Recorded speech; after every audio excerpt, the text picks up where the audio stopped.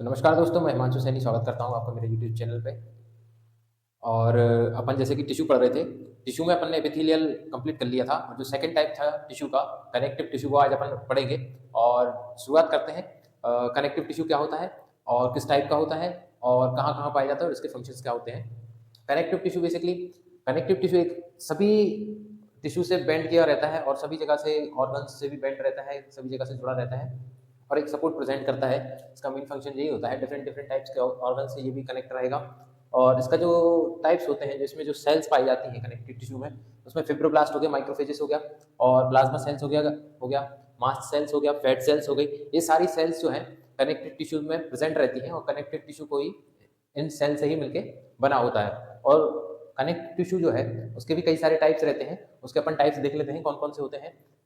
एलोडर tissue होता है, एलियोलर tissue, जो कि प्रेजेंट होता है सभी टाइप के टिश्यूज में और उनको एक सपोर्ट देने का कार्य करता है। और दूसरा टाइप होता है एडिपोस टिश्यू। एडिपोस टिश्यू जो है बेसिकली बना होता है फैट सेल से और ये दो टाइप्स का होता है, व्हाइट एडिपोस टिश्यू और brown adipose tissue. White adipose tissue जो है बॉडी वेट का 20 to 25% बनाता है और ब्राउन एडिपोस टिश्यू जो है प्रेजेंट होता है स्मॉल अमाउंट में, काफी कम अमाउंट में ये प्रेजेंट होता है। फाइब्रस टिश्यू जो होता है फॉर्म करता है bone outer layer of bone और जो ऑर्गन्स रहते हैं उनको सपोर्ट देने की प्रोटेक्ट करता है एक प्रकार से।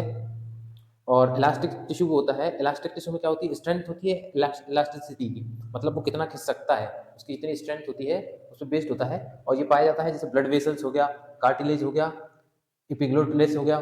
और एक्सटर्नल जो ईयर के जो रहते हैं, जैसे ये एक्सटर्नल ईयर होगा, तो एक्सटर्नल ईयर में ये कार्टिलेज ही पाया जाता है, इसे इलास्टिक टिश्यूज कहा जाता है। और लिम्फॉइड टिश्यू हो गया, लिम्फेटिक सिस्टम में जो भी प्रेजेंट रहेंगे, जो भी सेल्स वगैरह रहता है और ब्लड, वो पूरा लिम्फॉइड टिश्यू में आ जाता है। लिम्फॉइड टिश्यू भी एक कनेक्टिव टिश्यू होता है, जैसे कि एग्जाम में आता है कि ब्लड क्या है, तो ब्लड एक कनेक्टिव टिश्यू है जो कि लिम्फॉइड टिश्यू में आता है। और कार्टिलेज जो होते हैं, कार्टिलेज काफ़ी स्ट्रॉन्ग होते हैं टिश्यू के कंपेरिजन में। और ये तीन टाइप के होते हैं, हाइलेन कार्टिलेज, फाइब्रस कार्टिलेज और इलास्टिक कार्टिलेज। और इसके बाद लास्ट टाइप होता है वेस्कुलर टिश्यू। वेस्कुलर टिश्यू जो है ब्लड और लिम्फ में पाया जाता है। अब इसके आगे अपन देखेंगे कि मसल्स टिश्यू और नर्वस टिश्यू कौन कौन से होते हैं। तो टिश्यू का एक और टाइप होता है मस्कुलर टिश्यू। मस्कुलर टिश्यू जो होता है स्पेशलाइज्ड टिश्यू होता है, जो कि एनिमल्स में प्रेजेंट रहता है। और ये क्या करता है, इसका फंक्शन रहता है कि जो कॉन्ट्रैक्शन के जरिए एक अप्लाई फोर्स को एक अप्लाई कराता है ताकि कॉन्ट्रैक्शन हो सके और वो मसल्स वर्क कर सके। और ये बना हुआ होता है थिन इलोंगेटेड मसल्स फाइबर से बना हुआ होता है और कंट्रोल करता है different different movement of the organisms. जो भी अपने बॉडी पार्ट्स में जो मसल्स है उसको कंट्रोल करता है, उनके मूवमेंट को कंट्रोल करता है। और जो मसल्स फाइबर्स होते हैं उसमें साइटोप्लाज्म साइटोप्लाज्म पाया जाता है। मसल्स फाइबर्स में साइटोप्लाज्म पाया जाता है, जिसे बोला जाता है सार्कोप्लाज्म। मसल्स फाइबर के अंदर जो साइटोप्लाज्म पाया जाता है उसे सार्कोप्लाज्म बोला जाता है। ये मसल्स जो होती है मस्कुलर टिश्यू जो होते हैं, वो तीन टाइप के होते हैं, skeleton muscular muscles, smooth muscles और कार्डियक मसल्स। स्केलेटन मसल्स से आप समझ रहे होंगे, स्केलेटन जो अपना बोन्स वगैरह, जो अपना स्केलेटन का स्ट्रक्चर बना हुआ है उससे होता है। उसमें होता है स्ट्रेट वॉलेंट्री मसल्स टिश्यू होते हैं, मतलब कि वॉलेंट्री मसल्स टिश्यू मतलब जिसमें अपना कंट्रोल रहता है। वॉलेंट्री मतलब जिसपे अपन कंट्रोल कर सकते हैं, हाथ पैर से जितने भी बोन्स अपन को कंट्रोल करना है, हाथ पैर वगैरह, वो कहलाते हैं स्केलेटल मसल्स में स्टेटेड वॉलेंट्री मस्कुलर टिश्यूज। दूसरा होता है स्मूथ मसल्स टिश्यू।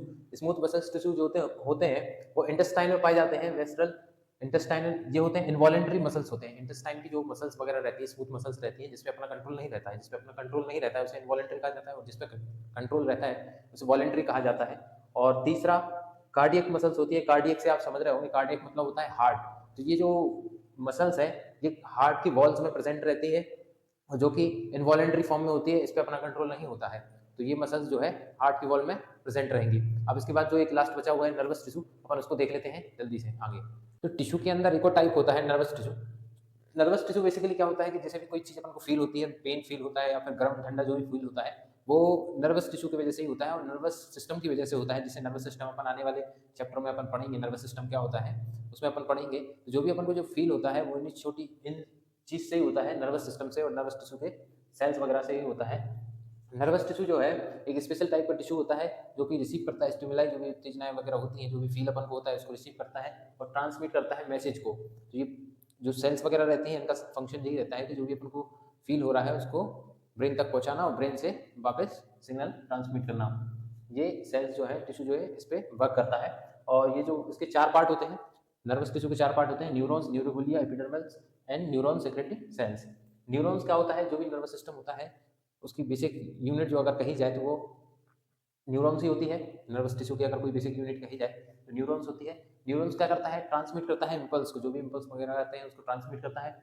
और न्यूरोग्लिया सेल्स जो होते हैं, ग्लिया सेल्स कहलाते हैं, जो कि होल्ड करते हैं, एक साथ जुड़े हुए रहते हैं और क्या करते हैं, मैसेज को ट्रांसफर करने में हेल्प करते हैं। और क्या करते हैं, जो कि फाइबर्स वगैरह रहते हैं, नर्व सेल्स रहती हैं, उनको एक सपोर्ट देते हैं।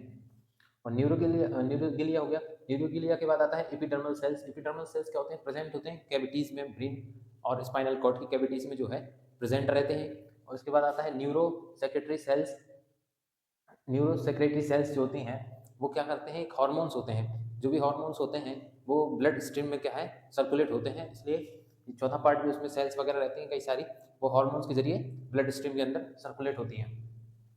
तो इसी के साथ हमारा टिश्यू का टॉपिक कंप्लीट होता है। अब आने वाले टॉपिक में अपन पढ़ेंगे हिस्टोलॉजी, हेमेटोलॉजी और बायोकेमिस्ट्री, माइक्रोबायोलॉजी।